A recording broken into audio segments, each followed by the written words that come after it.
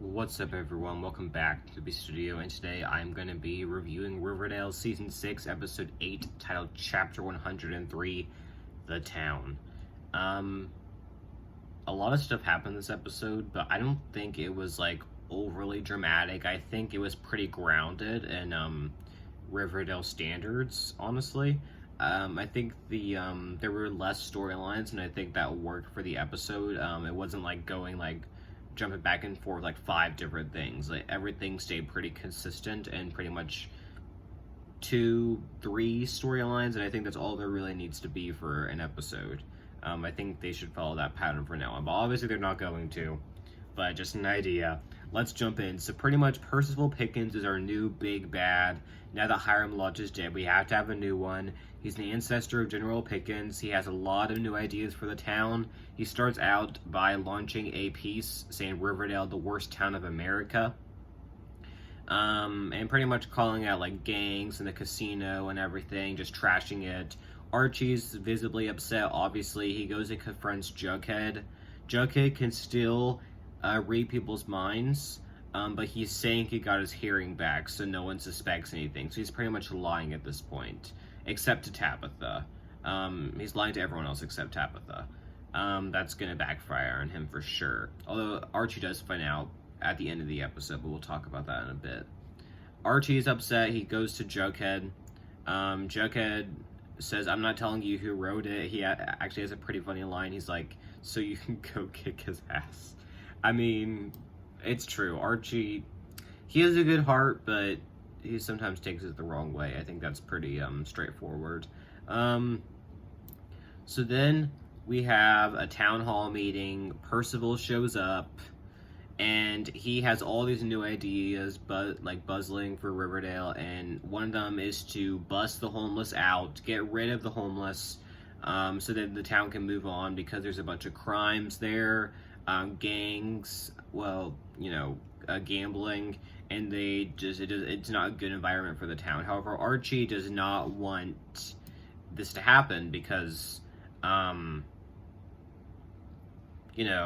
not what Riverdale is. They don't just get the homeless out. Like, they want to provide a home for them because they are Riverdale citizens just as much as they are everyone else's, Archie does point out. But nonetheless, that's Percival's goal. He starts going around to people. He goes to Alice. Who else does he visit? I think at first it's just Alice that he goes to. And he does bring up Polly. That creeped me out a little bit. I mean, obviously he just knows a lot, which is weird, but I think it kind of makes a little bit more sense later on. But we have Archie coming up with the idea, and Jughead, that they build tiny homes, micro homes that include a shower, a bed, and a toilet. One for every unhoused person. So that is interesting. I think it's a good idea. It's so Archie, and so Andrew's construction, something Fred would do, build houses for the homeless. I think it's really interesting how different Fred Andrews was and how different Percival is, and just their ideas for Riverdale. They're very different, and I think what's different about Hiram Lodge is that Percival is pretty straightforward with his ideas for the town, where Hiram kept his secret, which is very interesting, like I said. So then they start working on the homes. He gets he gets Tabitha and Tony to sponsor them for him, he gets Tabitha and Tony to sponsor them for him, and then he moves on to building them. He goes to the to Sketch Alley. They start building, and then we get a big dramatic scene where when the homeless knocks out Kevin with a hammer, which was pretty intense, I gotta say. So now everyone's saying that the homeless are criminals, and it is a good idea to bust them out of town. Even Alice is agreeing with Percival at this point. So yeah, that throws a big twist into things, but we find out that the homeless person who knocked him out, that wasn't his intention. 1 minute he was hammering, the next minute he was hitting Kevin over the head. Someone controlled his mind, someone with a British accent, Jughead figures out. So then Jughead interviews Percival, and it's actually pretty, almost frightening a little bit. in my opinion.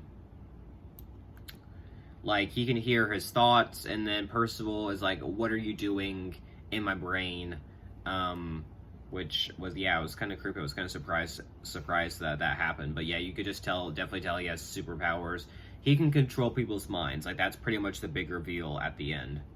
One or two more things is that they do build a sample home in the parking lot, Archie and his gang, but then that gets trashed by Percival.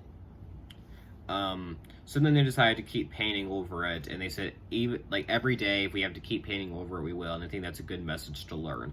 No matter what Percival does, they'll keep painting.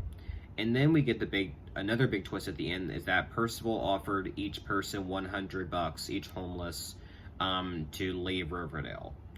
And I gotta say, pretty messed up move, but I guess he's smart, you know. I mean, I just think that because his ideas go so against what Archie, Tony, and Tabitha have in mind, it's just, I just think obviously he looks like the bad guy, but I do think maybe some of his ideas could work. I don't think the homeless situation is one of those, but I think if we learn more about his character, maybe we could understand more of his intentions. So yeah, we have that going on. It's I think this Percival character is he's very different than Hiram. I do appreciate that about it. Like, he's not like a repeat, you know, he's just, his ideas for the town are very different, and I think I really like the direction they're heading. And we find out that his superpower is he can control minds. So I guess everyone's getting superpowers now is not just from the explosion. Good to know. Unless Percival was somehow in Archie's house when it exploded. But yeah, so that's going on.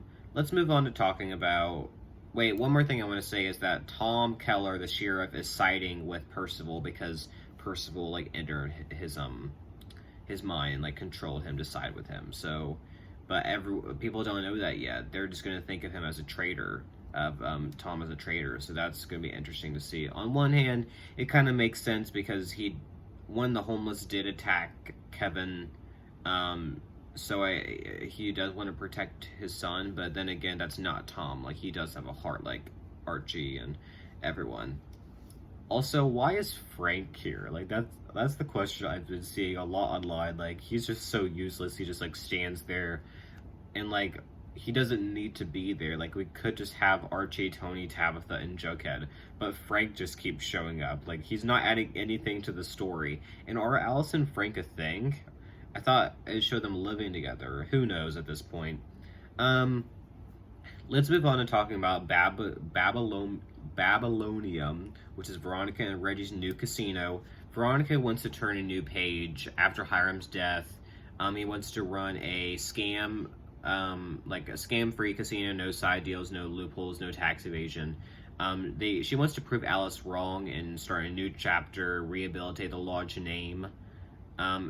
And she has this interesting line: instead of the council fighting us at every turn, we lock arms with them, help fix the town my dad broke. And I actually like this for Veronica. I think it's really cool to see her turn over a new leaf. And, you know, and just not repeating what her father did.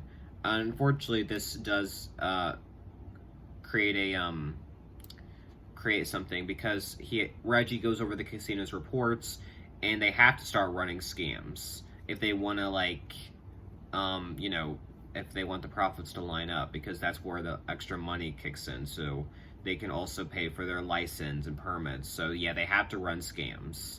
And then they get interrupted, and it turns out someone hung himself in the casino, a customer. And they look at the security footage, and that guy is talking to Percival Pickens.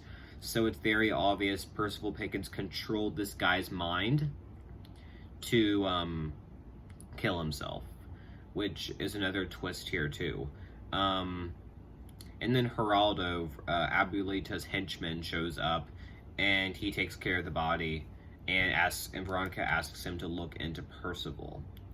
But he can't find anything is the twist. Like, he was pretty much a ghost before he showed up in Riverdale. And Veronica also decides to kind of like restart the scams and everything, if they really want to make Babylonium a real thing. The unfortunate thing is that Alice really like lashed out at Veronica at the council, saying why like anything to do with the lodge name is like criminal, like there's no good in that name. I'm like, geez, Alice, you like Alice like is she's so hit or miss. Sometimes she's good, sometimes she's bad. Right now she's like digressing, unless Percival controlled her mind in a way. I don't know. We don't know about that. We're gonna have to wait and see. But yeah, I definitely did not like Alice in that moment. And even Frank's like, like, why are you partnering with Percival? Like, why? So, and then it's interesting, will Geraldo be like a main character moving forward? Because, I mean, he literally came back. So, maybe I can almost see a love triangle coming with Veronica and Reggie and Geraldo, but I doubt that's going to happen, but you never know. We need some love triangles on Riverdale. It's been so long since we've had any. And they just don't do love triangles. It's weird for a teen drama or even young adult drama. Like, look at One Tree Hill. Like, they have, it's in Gossip Girl, like, they have similar concepts to Riverdale, but Riverdale doesn't do drama. Well, they do drama, just not the drama that I personally want to see these characters go through. But you know what? We don't need it right now. It's just a funny thought I had in mind. Let's talk about Brita's storyline. After seeing Cheryl through Abigail's mirror, like, we know that Cheryl's still alive. Brita's like, I need to reach Cheryl and let her know, like, she's safe and that Abigail, got into her body. Nana Rose is like, I guess Abigail's keeping Cheryl locked away in, like, a mental jail. The only way for Brita to make contact with Cheryl is for her, Brita, and Abigail to both be in deep sleeps, and because Abigail once took over Brita's body, she can then re-enter Abigail's body and try to find Cheryl somehow. So let's kind of like talk about what's going on with Cheryl, because she does have a very interesting storyline. So Jason and Penelope are both in this. We do get a mention to Heather, who was the one who's Cheryl's first love, and her mom got super mad when she found them in the same bed. I'm glad they mentioned Heather again. I think that was important. I like these dream sequences. Sure, they were kind of weird, but I'm glad. We'll talk about what happened at the end. But in the dreamscape, there's a birthday party going on with the twins. Cheryl is being left out. Penelope's abusing her. And then Brita Brita writes a letter to Cheryl and then gives it to her, but Penelope catches them. So then she grabs Brita, throws her out. Keep in mind, this is all in the dreamscape too. But she finds Brita again, throws her out, but Brita gives Cheryl the letter before she gets thrown out. The letter that says, your mom's not real, like, this isn't reality. So then Cheryl is able to break away. She, gets back into her Cheryl outfit instead of a sad Cheryl outfit, like the fun side of Cheryl. And she breaks away from her mom's abuse, and then she visits Brita in her dreams and says they need to get Abigail out, and so Cheryl can come back. So yeah, I guess the whole point of it was for Cheryl to break away from her mom's abuse, and I think that was a good storyline. And then for Brita to now know that, Abigail's occupied your body, but we're gonna get you back. And one thing I really want to know what Abigail's plan is. We really haven't seen that yet. This episode was more Cheryl than Abigail, and so I want to see what's up with Abigail, and I'm sure we'll get that in the next episode or so. But yeah, a good episode. I like this one better than the previous two. I'm actually more hyped in Riverdale again. I think they've done a good job at making us, the storylines are think about her. One last thing is that Betty shows up at the end. She has migraines from light. Could this mean maybe she's pregnant? I'm not gonna go any further than that. There could be more to it, is all I'm saying, or it could just be the lights just causing her migraines. But yeah, Betty was really in the episode, but she does come back at the end, and we get that little Barchi moment that I'm sure a lot of fans are happy about.